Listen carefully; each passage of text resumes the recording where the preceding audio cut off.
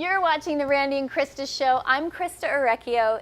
This is news that makes you healthier. And today we're going part 2 on how to overcome infertility with functional acupuncturist and doctor of Chinese medicine, my friend and colleague, Marc Sklar. Marc, I'm happy to have you back. Thanks, it's great to be here. We could talk for hours, right? We totally could.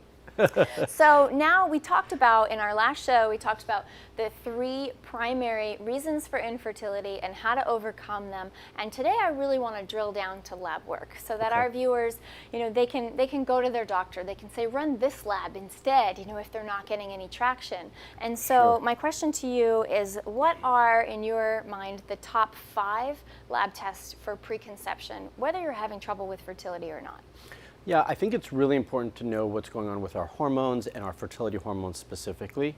And so my top 5, and I'll maybe go elaborate a little bit more in just a moment. So my top 5 are FSH, follicle stimulating hormone, LH, luteinizing hormone. That's for all of you who are taking your ovulation predictor kit tests at home. That's what surges on that pea stick. Yeah. Estradiol, DHEA. I've got questions about DHEA. I knew you would. And then AMH, anti-Müllerian hormone. So those are the top 5. The intricacies, the differences between all of them. So FSH really tells us about the quality of the egg.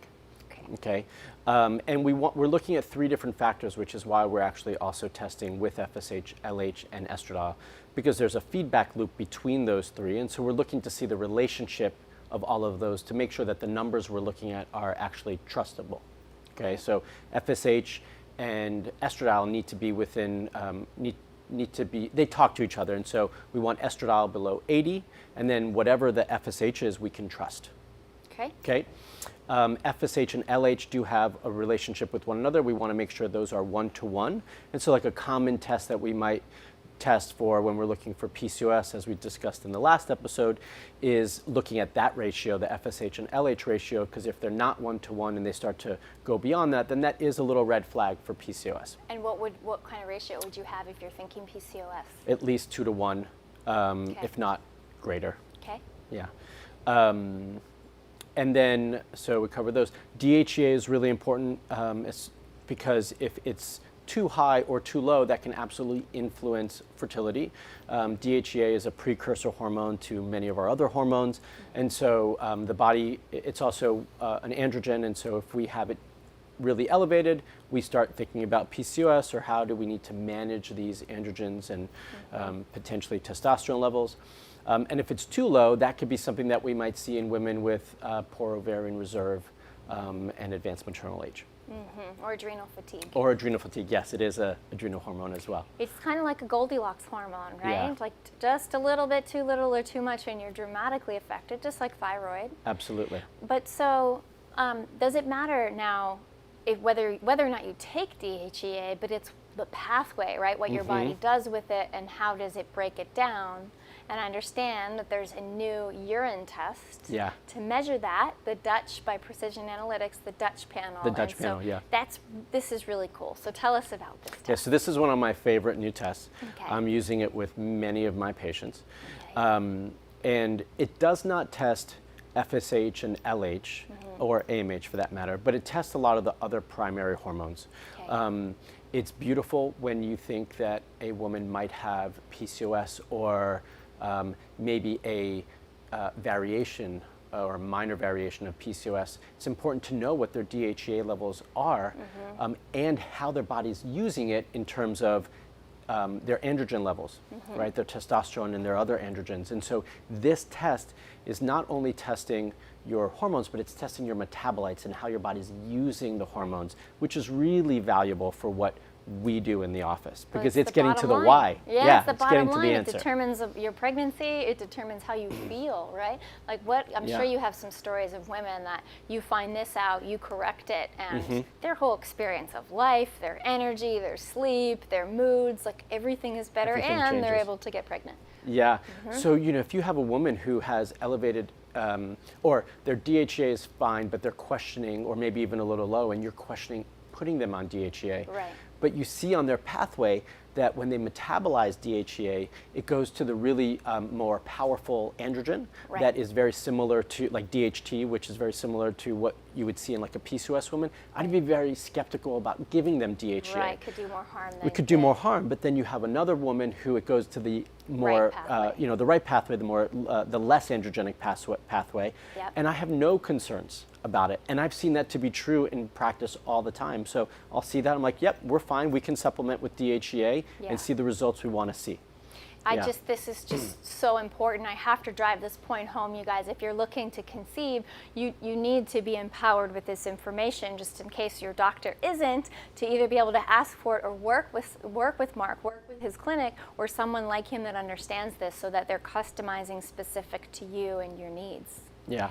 So that is making me think also about pregnenolone and just the role of pregnenolone in fertility, and it seems like a lot more safe, safer to play with. You know, I don't feel like I need to see a ton of lab work before I would put someone on pregnenolone. So can you speak to that? Sure. Well, in that same patient who does have their more androgenic side is elevated, then I might choose to use pregnenolone instead of DHEA because it's a little bit safer and I could be a little bit more carefree with it and so on. So that is, it's on the cascade of hormones, it is above DHEA, so it feeds it as well as the other hormones, which is nice. It can have a profound effect on progesterone as well. So it really just depends on what we're trying to do, but I do like using pregnenolone in certain circumstances for that very reason that you mentioned. Yeah, it's helpful if you're at the right stage of adrenal fatigue, stage 1 or something. I found it helpful. And we didn't talk about adrenal fatigue, but we would be using those two hormones potentially with adrenal fatigue and adrenal issues as well. And the Dutch test does test for an adrenal profile in conjunction with the hormone profile. Oh, perfect. Which is also why I like it, because I could see all of that at the same time. Yeah, why don't you explain a little bit about why this test is so groundbreaking, because I know you say that's testing it, the metabolites, so you're seeing the path, but I mean, I've never heard of a test. This is brand new, the technology of drying your urine, right? You're not just sending it in. And so it's the technology easy. behind it is fascinating. One, I find that it's easier for patients. Instead of collecting their saliva or blood, you know, they just pee. It is collected at 4 to 5 different times of the day. Okay. And the nice thing, it's just like a little strip, a little cloth or a piece of paper, and they just hang it after they're done, usually at home, hopefully. I don't think you could do it anywhere. And then your hotel room. Don't clean that. Although I have a patient who works at Google, and she was trying to figure out how she could do it there. And so it dries, and once it's dry, it's in an envelope and off it goes. It takes about 2 weeks to test, and you get the results back, and it just gives you a wealth of information that you really can't get in any other way. You'd have to the results you get in this, you'd have to do a saliva panel, you'd have to do a serum blood panel, you'd potentially also have to do another urine panel which isn't dried, and you'd have to put all this information together and start to interpret it.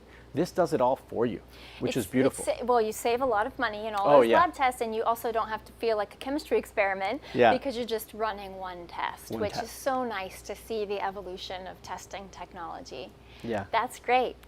Okay, so we were going to also talk about, unless you wanted to say anything else about lab tests, we're just going to talk about, in general, the role of functional medicine in fertility. All kinds of fertility, including IVF and IUI. And yeah, you know, maybe I should just mention about DHEA real quickly, that for all those women who are considering supplementing with DHEA, you have been told your advanced maternal age, and there's a research study that was done that made everybody believe that DHEA is the end-all be-all here. I would caution you to be very careful. I find that a lot of reproductive endocrinologists are just, without testing DHEA levels, are just putting patients on it. And one, the dosage they're using is very high. It's 75 milligrams a day, which is really high. That could make you feel crazy too, right? And just I've seen anxious it. Yeah, I've seen it over and over. So I don't put anyone on DHEA unless I've tested to see what's going on, see the pathway, how it's being metabolized, and then we usually start low and then increase. Maybe if someone is over 40 and their DHEA is on the low side, I might be a little bit more carefree about it, but not to that degree. So, and there are other research studies coming out with DHEA and showing not the same sort of benefit as that initial one did. So I would just caution women to be careful with the use of DHEA. It can cause a lot of side effects. Yes, thank you for that. Yeah. Sorry, Okay. so back to functional medicine. No, that's super important, especially Yeah. people watching some. If we save a woman who's taking DHEA right now and she can redirect her course, that's incredible. Yeah. So I appreciate you bringing that up. And the role of functional medicine in fertility treatment. Yeah, so the role here is beautiful. It's getting to the why. You know, I'm sure for everyone who's been following you for quite some time, they know that your goal is to look at the underlying issue and find the why behind things, and that's the same thing in my office. We want to figure out why and not just put a Band-Aid. It's, you know, the treating PCOS with birth control pills defeats the purpose. It's not really treating anything whatsoever, and we find the same thing over and over. Now, it's an emotionally charged environment when we're talking about growing a family or having children, and so women and couples will do anything, and we recognize that, which is why they go to the leaps and bounds that they do. But when we're having fertility issues, it's our body telling us that something's wrong. And ideally, we want to fix that issue because it's potentially not just an issue today with fertility, it could be an issue later in life with all sorts of other health issues. So really getting to the underlying issue and fixing the cause of what's causing the problem is really at the core of why I do what I do, but that's what patients who come to us want. They're tired of the Band-Aids. They're tired of just, you know, how can we force a pregnancy? Right. They want to figure out what's wrong, treat that, and then from there, get pregnant. Exactly. Yeah. How many patients have you had that you've helped with fertility throughout? I mean, you've been doing this work well over a decade, right? Yeah, How long? close to 15 years. 15 years. Yeah. How many do you, Lots. if you had to guess? Thousands? It's somewhere between 500 and 600. 500 and 600 in fertility. Yeah. That's 600 people who have now been able to have children. It's incredible the work you do. And now, you know, I took my practice online a couple of years ago to be able to help more people. And I think, like, wow, you know, in 2.5 years, we've helped 7,000 people. Like, that would take me my entire career going one-on-one.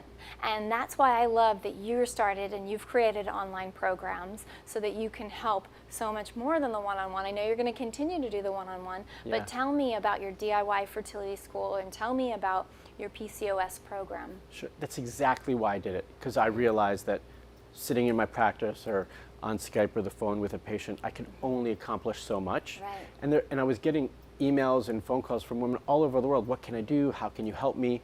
And so that's why I did it, to help all of those and really have that effect that can really spread. And so my first program, my fertility school, is a 6-week program that sets the stage and each week builds upon itself. So the first week is talking about the basics about a woman's body, a woman's cycle, what to look for, lab testing, which we kind of started a little bit today on, how to evaluate themselves and how to get testing done and figure out what's going on. And then from there, we give them the tools to fix the issues. So each week builds upon it. We have a week just on nutrition, which is vital. There's a whole section on stress and the mind-body component and how to manage that piece of the puzzle. There's a section on supplementation, and then home therapy techniques, which is, we can spend endless amounts of time talking about that, but ways that they can take care of themselves at home without having to rely on going someplace. So for those women or couples in a more rural area and they don't have access to great providers, then that portion is really excellent. And then we talk about the first trimester of pregnancy, which is essential, especially when we have such a high incidence of miscarriage. Right. And then we do have a whole section committed towards insemination and IVF and assisted reproductive technologies, because even though those aren't my favorite pathways for women and couples to go, sometimes it's necessary, and there's a time and a place for it. And so we do have a whole section committed to that and really supporting that and optimizing that. Exactly, because everything that you're doing, the same thing in our book is, it's the soil you're creating when you plant the seed to increase your chances really dramatically of that IVF being successful. So, and then you get to take care of yourself in the process and change your life and feel better and be happier. And what could be better than that? Exactly. That's why we do what we do. Yeah.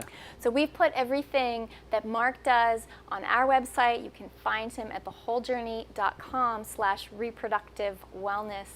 Marc, I always love hanging out with you. Thank you so much for being here. Thanks for having me. It's a pleasure.